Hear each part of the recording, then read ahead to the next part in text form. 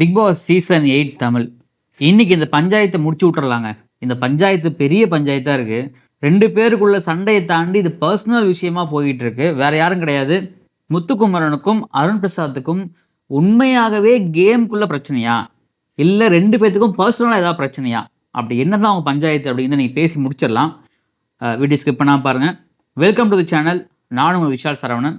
வாங்க வீடியோக்குள்ள போகலாம். டெய்லி வீடியோஸ்க்கு டெய்லி அப்டேட்ஸ்க்கு நீங்கள் மிகப்பெரிய ஒரு பிக் பாஸ் அப்டேட் நீங்கள் வேணும்னா மறக்காம நம்ம சேனலை சப்ஸ்கிரைப் பண்ணி பெல் ஐக்கானை கிளிக் பண்ணிக்கோங்க. இந்த சீசன் ஆரம்பிச்சதுலேருந்தே நீங்கள் என்னைக்கெல்லாம் முத்துக்குமரன் ஒரு ஹைப் ஆகிறாரோ அதே சேம் டைம் பார்த்தீங்கன்னா அருண் பிரசாத் ஒரு ஹைப் ஆவார். முத்துக்குமரன் எங்கே லோவாக இருக்காரோ அதே மாதிரி அருண் பிரசாத்தும் லோவாக இருப்பார். நீங்கள் கடந்த வாரங்களை நிறையா பார்த்துருக்கலாம். முத்துக்குமரனுக்கு ஆப்போசிட்டாக மட்டுமே அருண் பிரசாத் தன்னுடைய கேம் விளையாடுறாரோ அப்படின்னு பார்க்குறவங்களுக்கு தோணுது. இது உண்மையும் கூட. ஒரு கட்டத்துக்கு மேலே முத்துக்குமரன் என்ன பண்ணாருன்னா அருண் பிரசாத்தை பர்சனல் அட்டாக் பண்ண ஆரம்பித்தார். போன சீசனில் விளையாண்டவங்க பேசி தானே ஜெயிச்சாங்க அப்படிங்கிற மாதிரிலாம் பேசினார். ஆனால் அந்த வீக் அருண் பேசுனது பார்த்தீங்கன்னா ஒரு மாதிரி பாயிண்ட்டாகவும் கரெக்டாகவும் இருந்துச்சு. ஆனால் அந்த வீக் முத்துக்குமரன் பேசுனது கொஞ்சம் நமக்கு லோவாக இருந்த மாதிரி இருந்துச்சு. எங்கேயோ தடுமாறுறாரு அப்படின்னு தோணுச்சு. ஆஃப்டர் அதாவது இந்த வைல்ட் கார்டு வந்தாங்க இல்லைங்களா, அந்த வைல்ட் கார்டு வந்ததுக்கப்புறம் முக்கியமாக மஞ்சரி உள்ளே வந்ததுக்கப்புறம் முத்துக்குமரோட கேம் பிளேயில் சில மாற்றங்கள் தெரியுது அப்படிங்கிறது பார்வையாளர்களால் நம்ம ஒத்துக்க வேண்டிய விஷயம் தான். அது கூட இருந்தவங்களே அந்த மாற்றம் தெரிஞ்சிருக்கு. ஏன்னா சாச்சனா வெளியே போகும்போது என்ன சொன்னாங்கன்னா இந்த மாதிரி நீ 3 வாரமாக கேமே விளையாடல, இனிமேல் விளையாடு அப்படின்னு சொல்லிட்டு போனாங்க. ஆனால் நம்மளும் சொல்லிகிட்டு இருந்தோம், நம்ம தொடர்ந்து சொல்லிகிட்டு இருந்தோம். நிறைய பேர் கமெண்ட்டில் கடிச்சிட்டுலாம் இருந்தாங்க, நீ அவங்களுடைய பிஆர், நீ இவங்களுடைய பிஆர், நீ அப்படி தான் பேச அப்படி. யோ நான் ஏன் அவங்களுக்குலாம் பிஆராக ஒர்க் பண்ண போகிறேன்? அப்படி பிஆராக ஒர்க் பண்ணுற அளவுக்கு பெரிய யூடியூப் சேனலாக இருந்தால் நான் ஏன் இந்த இடத்துல இருக்க போகிறேன் அப்படிங்கிற ரேஞ்சுக்கு தான் நான் பேசிக்கிட்டு இருக்கேன். ஏன்னா நம்ம எப்போதுமே இந்த வாரம் பார்த்தீங்கன்னா நம்மளுடைய சப்போர்ட் மாறிக்கிட்டே இருக்கும். இந்த வாரம் யார் சரியாக விளையாடுறா, இந்த வாரம் யார் தப்பாக விளையாடுறாங்க, அதை பேஸ் பண்ணி தான் நம்மளுடைய சப்போர்ட் இருக்கும். அதே மாதிரி தான் கடந்த சீசன்லேயும் நம்ம பண்ணோம். இந்த சீசனில் கடந்த வாரங்களையும் அப்படி தான் பண்ணுறோம். இதுக்கப்புறம் நம்ம அப்படி தான் பண்ணுவோம். நம்ம கண்டிப்பாக மற்ற யாருக்கும் பிஆராக ஒர்க் பண்ண மாட்டோம் அப்படிங்கிறத நான் உறுதியாக இருக்கேன். அதை நீங்களும் நம்பணும். அது நம்பாதவங்க பற்றி நம்ம பேச தேவையில்லை. அப்படி பண்ணிகிட்டு இருக்கும்போது இந்த வீக் என்ன ஆச்சுன்னா ஒரு குரூப் கேம் மாதிரி கொண்டு வந்துட்டாங்க இல்லைங்களா. மேனேஜ்மெண்ட்டு விசஸ் ஃபேக்ட்ரி, இந்த தொழிலாளர்கள் மேலாளர்கள்.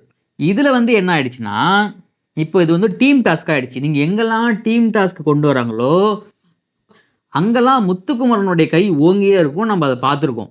அவர் இண்டிவிஜுவல் கேம் வரும்போது தான் கொஞ்சம் சொதப்பியிருக்காரே தவிர, பட் ஒரு டீமாக விளையாடும் போது முத்துக்குமரன் ஒரு லீடர்ஷிப் எடுத்துக்கிறது நம்ம பார்த்துருக்கோம். ஆனால் இந்த டைமில் முத்துக்குமரனை மஞ்சரி ஓவர்லாப் பண்ணுறாங்க.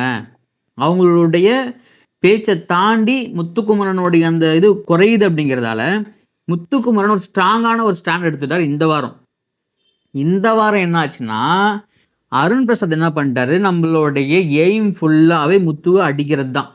அது தப்போ ரைட்டோ நம்ம இந்த எய்ம் ஃபுல்லாக அடிச்சுக்கிட்டே இருக்கணும். இன்னொன்று, இந்த வீக் நம்ம நாமினேஷனில் இருக்கோம். ஸோ நம்ம கேமை ஃபயராக கொண்டு போகணும். ஒரு பக்கம் இன்ட்ரெஸ்டிங்காக இருக்குன்னு நிறைய பேர் நீங்களே சொல்கிறீங்க. பார்க்குற நீங்கள் என்ன சொல்கிறீங்கன்னா நல்லா தானே இருக்குது, தப்போ ரைட்டோ நல்லா இருக்கு, பார்க்குறதுக்கு இன்ட்ரெஸ்டிங்காக இருக்குப்பா கேம் அப்படிங்கிறீங்க. ஒரு சில பேர் ரூல்ஸை பிரேக் பண்ணுறாரு, கேம் விளையாட விட மாட்டாரு, முத்துக்குமரனை லாக் பண்ணுறாரு, இதை பார்க்க இன்ட்ரெஸ்டிங்காக இல்லைன்னு ஒரு தரப்புன்னு சொல்கிறீங்க. சரி, நீங்கள் சொல்கிறதுக்கே நானும் வரேன். இப்போ எனக்கு எப்படி தோணுதுன்னா, இப்போ நீங்கள் சொல்கிற மாதிரி நான் என்ன பார்க்குறேன்னா, இந்த கேமை பார்க்கும் பொழுது இன்ட்ரெஸ்டிங்காக இருக்குது. ஆனால் ஒரு பக்கம் போயிட்டு இந்த ரூல்ஸை மீறுற மாதிரி இருக்கே, இந்த கேம் 2 பேர் விளையாட கேம் நல்லாயிருக்கும் அப்படிங்கிற மாதிரி தோணுது. ஆனால் இந்த டைம் என்ன நடந்திருக்குன்னா, இவங்க பர்சனலாக பேசிக்கிறாங்க அப்படிங்கிற டாக் ஃபுல்லாக உள்ளே இருக்கிறவங்களே வந்துருச்சு. இந்த பக்கம் சௌந்தர்யாவுக்கும் ஜாக்லினுக்கும் அந்த டவுட் வருது, இந்த பக்கம் அன்ஷிதாவுக்கும் பவித்ராவுக்கும் அந்த டவுட் வருது. 2 பேரும் ஒரு போட்டியாளர்களை தாண்டி பர்சனலாக 2 பேரும் அடிச்சுக்கிறீங்க அப்படிங்கிற மாதிரி போட்டியாளருக்குள்ளேயே அந்த டவுட் வந்துருச்சு. அப்போ உங்களுக்கும் எனக்கும் டவுட் வர்றதுல எந்த வித ஒரு ஆச்சரியமும் கிடையாது இல்லைங்களா. இதை இந்த டாஸ்க்கை இன்னும் இன்ட்ரெஸ்டிங்காக கொண்டு போகணும் அப்படின்னா ரூல் பிரேக் பண்ணணும். அதை முத்துக்குமரன் செய்கிறாரு. இந்த பக்கம் அருண் என்ன பண்ணுறாருன்னா, இப்போ நம்ம இந்த டாஸ்க் இன்னும் மோர் இன்ட்ரெஸ்டிங்காக கொண்டு போகணும்னா ஒரு சில விஷயங்கள்லாம் கொண்டு போகணும் அப்படிங்கிற மாதிரி பண்ணுறாங்க. மஞ்சரி கொஞ்சம் பாயிண்ட்டாக பேசுகிறாங்க. ஸோ இவங்களாம் தாண்டி யார் கேம் விளாட்றாங்கன்னு நான் கடைசியாக வரேன் நான். ஸோ அப்போது இந்த முத்துக்குமரனும் அருண் பிரசாத்தும் என்ன பண்ணுறாங்கன்னா, முத்துக்குமரனை நான் டார்கெட் பண்ணணும். ஏன்னா முத்துக்குமரன் தான் இப்போ இருக்கிற கண்டஸ்டன்ஸில் டாப் 5 போகிறதுக்கு அவருக்கு வாய்ப்பு அதிகமாக இருக்கிறதால அருண் பிரசாத்தோடைய அந்த எய்ம் ஃபுல்லாக நீ ஆடுறனா நீ ரைட் கேம் ஆடுறனா நான் ராங் கேம் ஆடுவேன், நான் ராங் கேம் ஆடுறனா நீ ரைட் கேம் நீ அப்படி அந்த மாதிரி ஒரு டாம் அண்ட் ஜெர்ரி மாதிரி நம்ம கொண்டு போனாதான் இது வந்து ஒரு 2 பேர் மாதிரி இருக்கும். இப்போ நம்ம சீசன் 7ல் எடுத்துப்போம், 6ல் எடுத்துப்போம். அசீம் விசஸ் விக்ரமன். எல்லா இடத்துலையும் பார்த்தீங்கன்னா அசீம் விசஸ் விக்ரமன் இருக்கும். அதே மாதிரி இந்த ஆரி எபிசோட் எடுத்துப்போம். நம்ம ஆரி சீசனில் வந்து பார்த்தீங்கன்னா ஆரியும் பாலாஜி அந்த மாதிரி போயிட்டு இருக்கும். சீசன் 7ல் என்ன ஆயிடுச்சுன்னா அர்ச்சனா விசஸ் அந்த ஒரு கேங் அப்படிங்கிற மாதிரி மாறினது தான் அங்கே பெரிய அர்ச்சனாவுக்கு சப்போர்ட்டாக மாறிச்சு.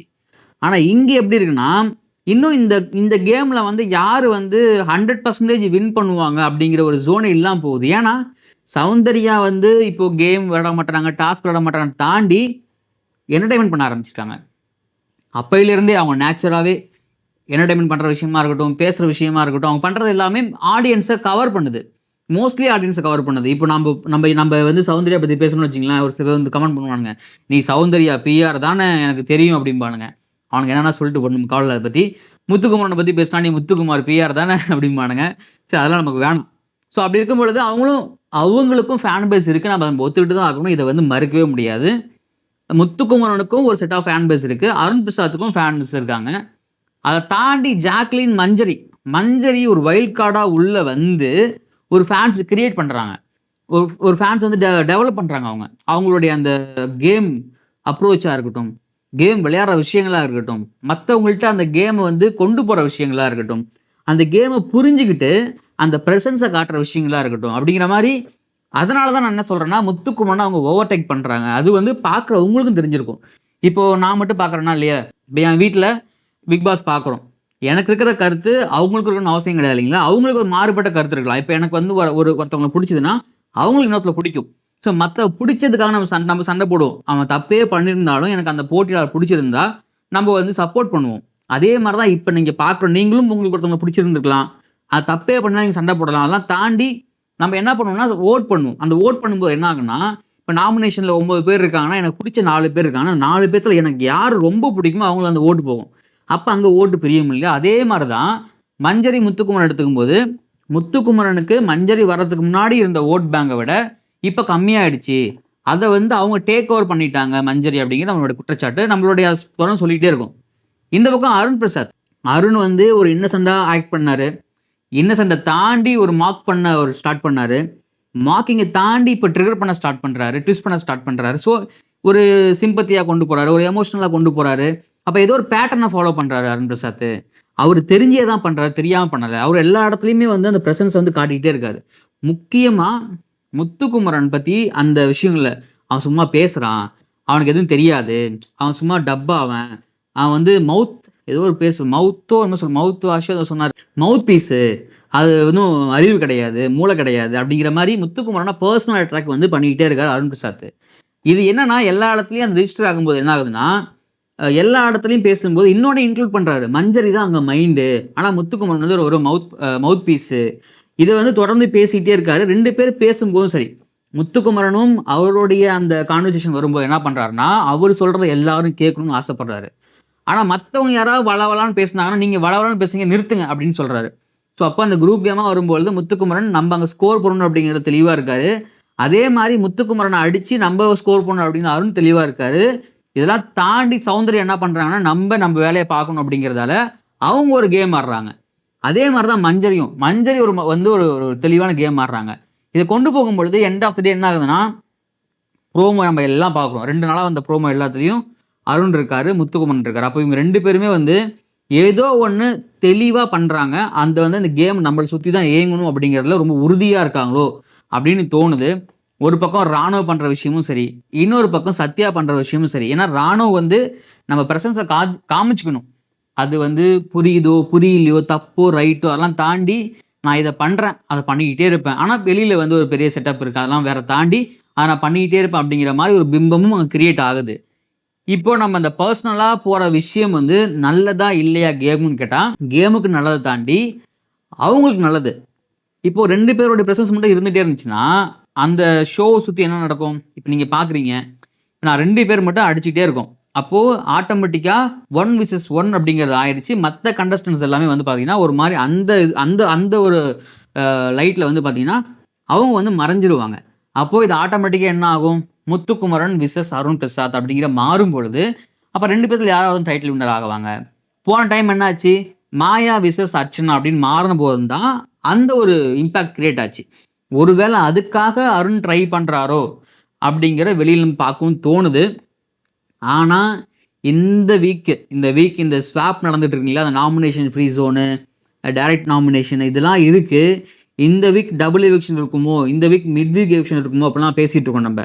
ஆனா ஒரு பக்கம் தர்ஷிகா என்ன பண்றாங்கன்னா, நமக்கு அந்த நாமினேஷன் ஃப்ரீ பாஸ் கிடைக்கலனாலும் பரவாயில்ல, விஷாலுக்கு கிடைக்கணும் அப்படிங்கிறது ஒரு போராட்டம் நடந்துட்டு இருக்கு. ஒரு பக்கம் லவ் ட்ராக் ஓடுது, ஒரு பக்கம் பார்த்தீங்கன்னா நீயா நானாங்கிற அந்த ஈகோ கிளாஷ் ஆகுது, இன்னொரு பக்கம் அந்த ஃப்ரெண்ட்ஷிப் கேம் ஆடிக்கிட்டு இருக்காங்க, இன்னொரு பக்கம் குரூப்பிசம் பண்றாங்க, இன்னொரு பக்கம் வந்து பார்த்தீங்கன்னா அந்த கேமே புரியாம ஒரு சில பேர் மிச்சம் சாப்பிட்றாங்க இல்லைங்களா, அந்த மிக்சர் கேங் ஒரு பக்கம் அவங்க ஒரு கேம் ஆடுறாங்க. இதெல்லாம் தாண்டி இந்த 60 நாளுக்கு அப்புறம் இந்த ஷோவை வந்து ஹோல்ட் பண்ணி கொண்டு போறாங்க அப்படிங்கும்போது அருண் பிரசாத்தையும் முத்துக்குமரனையும் பாராட்டலாம் வச்சுக்கலாம். ஏன்னா நீங்கள் நிறைய பேர் சொல்கிறதால நான் சொல்கிறேன், நான் வச்சுக்கலாம். ஸோ நமக்கு வந்து பர்சனலாக வந்து இவங்க ஜெயிக்கணும், அவங்க தோக்கணும் அப்படிலாம் கிடையாது. இந்த கேம் இன்ட்ரெஸ்டிங்காக இருக்கணும். ஒரு ஆடியன்ஸாக முதல்ல வந்து நம்ம வந்து ஒரு வியூவர்ஸ், ஒரு ஆடியன்ஸ், ஒரு ஃபேன்ஸ், அதை தாண்டி தான் நம்ம வந்து ரிவ்யூ பண்ணவே ஆரம்பித்தோம். ஸோ நமக்கு பார்க்குறவங்களுக்கு ஒரு 24/7 பார்க்குறோம், அதை தாண்டி ஒரு 1 hour எபிசோட் பார்க்குறோம். இதெல்லாம் பார்க்கும்போது நமக்கு ஒரு எங்கேஜிங்காக இருக்கணும், ஒரு இன்ட்ரெஸ்டிங்காக இருக்கணும். அப்படி இருந்தால் தான் எல்லாத்துக்குமே பிடிக்கும். அதை பண்ணுறாங்க அப்படிங்கும்போது நம்ம அக்செப்ட் பண்ணி கொண்டு போகலாம்.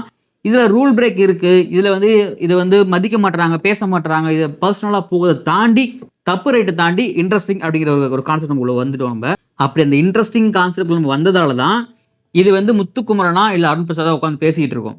இது வந்து யார் தப்பு யார் ரைட்டுன்னு நம்ம பேச ஆரம்பிச்சோம்னு வச்சுங்களேன், அந்த கான்வர்சேஷன் வேற மாதிரி போய் முடிஞ்சிடும். இதை இன்ட்ரெஸ்டிங்காக கொண்டு போகிறாங்களா இதுக்கப்புறமும், இல்லை இந்த கேம் வந்து இதே மாதிரி முத்துக்குமரன் விசஸ் அருண் பிரசாத்னு போகுமா, இல்லை வேற யாரும் டேக் ஓவர் பண்ணுவாங்களா, அப்படி யார் பண்ணுறது கரெக்டு அப்படின்னு உங்களுக்கு தோணுதோ அவங்க பேரை கமெண்ட்டில் பதிவு பண்ணுங்கள். இந்த மாதிரி டெய்லி அப்டேட்ஸ்க்கு, டெய்லி வீடியோஸ்க்கு மறக்காமல் நம்ம சேனல் சப்ஸ்கிரைப் பண்ணிக்கங்க. இந்த வீடியோ பிடிச்சிருந்தா உங்கள் ஃப்ரெண்ட்ஸுக்கு ஷேர் பண்ணுங்கள், லைக் பண்ணுங்கள். நானும் விஷால் சரவணன். நன்றி, வணக்கம்.